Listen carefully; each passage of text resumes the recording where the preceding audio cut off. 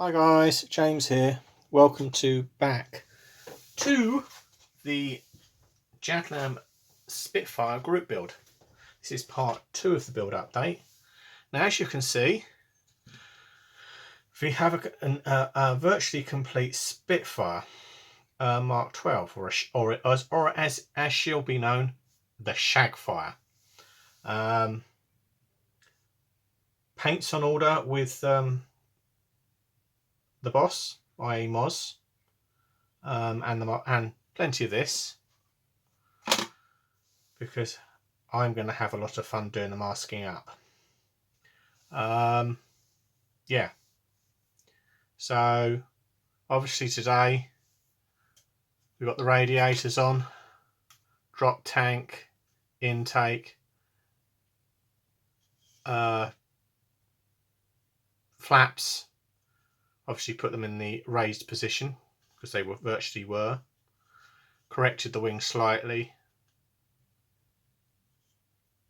and put the guns in. The guns were a little bit of a sod, as you can see. If you had to fight them every inch of the way. I think I'll have to get in there with some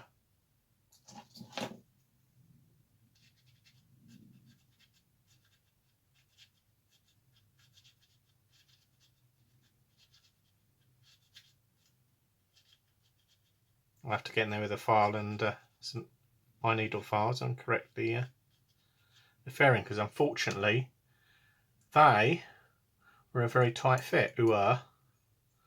Had to open up the 2mm drill, clean them out with the 2mm drill to get those to fit.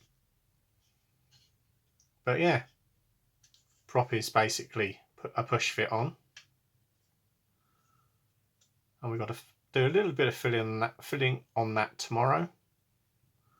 A little bit of tidying up on the filling, a little bit of filling along there, along the leading edge of the wing, with some sprue glue, and she'll be ready for paint. Ready for paint.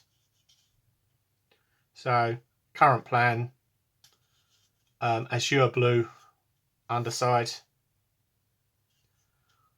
primary white on top, obviously red band coming down here to this bit, and then it'll be dark blue.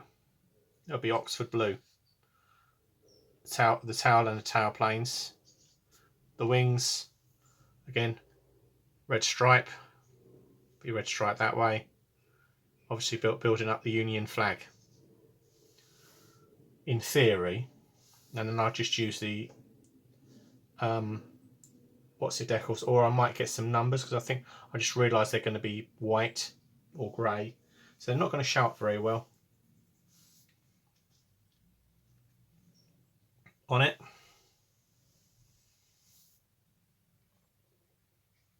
So I might actually do that bit blue. We'll have to think of it. We'll give that some more thought. Yeah. So observations, kit goes together really, really well. You just need to take your time with these bits here somewhat to get these bits to fit. But it looks like a Spitfire. It certainly does. Just have to countersink that.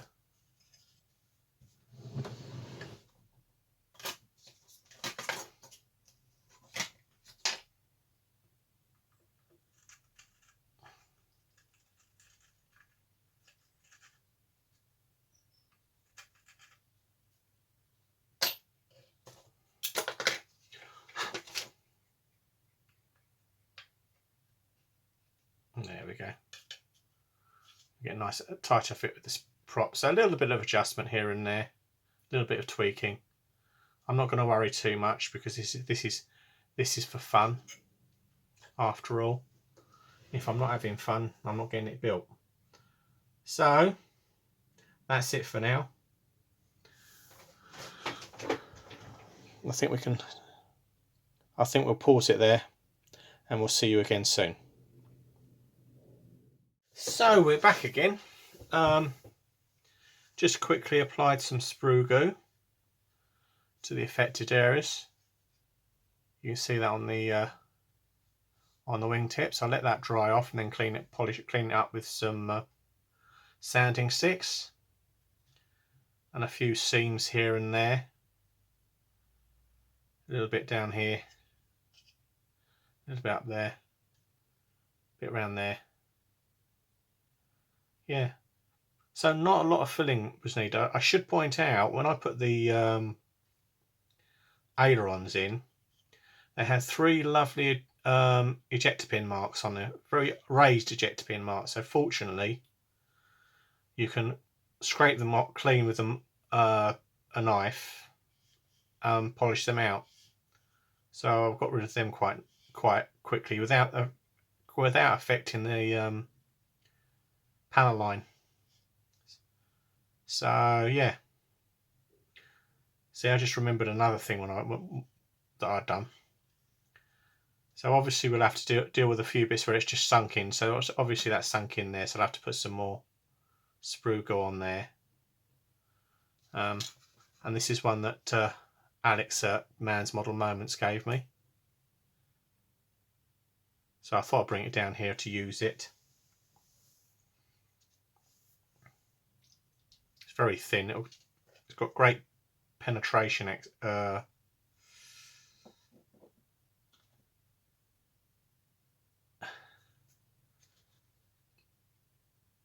Great capillary action, this one.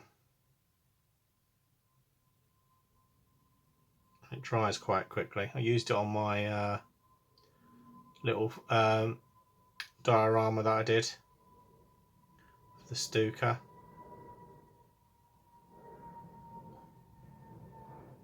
Yeah.